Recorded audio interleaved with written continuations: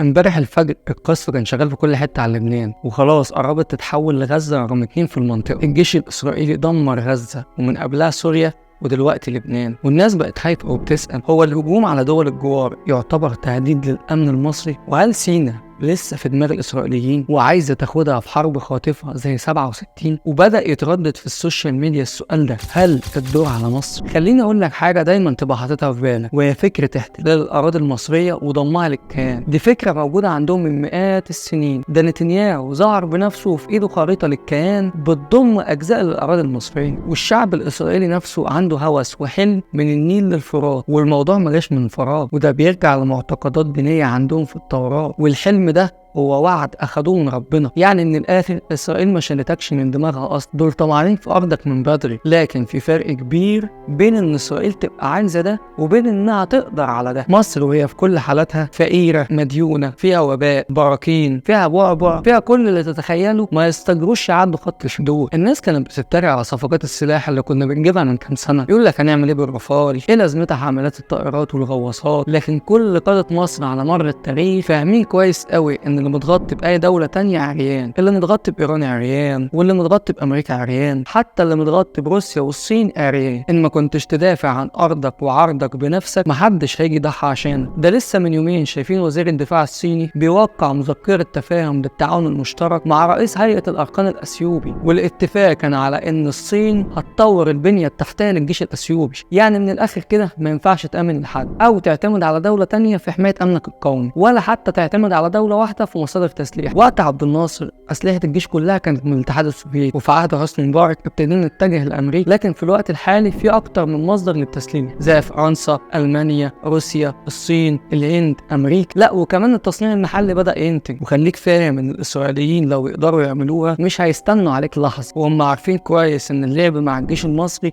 مغامرة تمنها كبير قوي. الجيش المصري في كل الأحوال والظروف وحش ضاري، واللعب معاه مغامرة تمنها فاتح جدا. هتفضل رغبتهم في احتلال الأراضي المصرية مجرد رغبة حبيسة أعماقهم لحد اللحظة دي. تفتكر نتنياهو ممكن ينفذ الحلم الإسرائيلي من النيل للفرات ويتجرأ على مصر، ولا يخاف يعملها؟ مستني رأيكم تحت في الكومنتات.